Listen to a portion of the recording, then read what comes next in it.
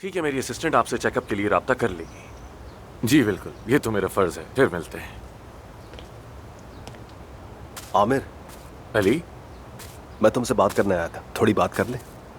मेरा पेशेंट आने वाला है, अगर मुख्तसर हो तो बात कर सकते हैं। हाँ, फिक्र मत करो, ज्यादा वक्त नहीं लूंगा। आमिर, मैं हॉस्पिटल छोड़ रहा हूँ, वापस अमेरिका जा रहा हूँ। और जब जा ही रहा हूँ तो सोचा कि खुलकर बात ही कर लूँ। एफसून बहुत खास है, बहुत नायाब है वो।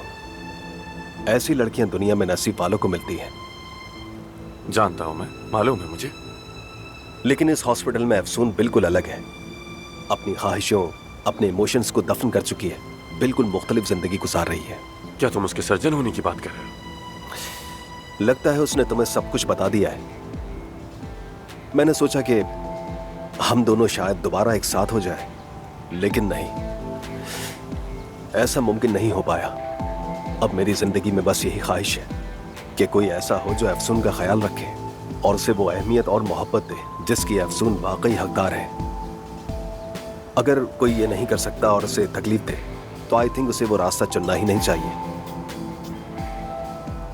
और हाँ, एक और बात, एफसून वाकई बहुत अच्छी सर्जन है, बस उसे जरा सी अपनाइयत और हिम्मत दिलाने की जरूरत है।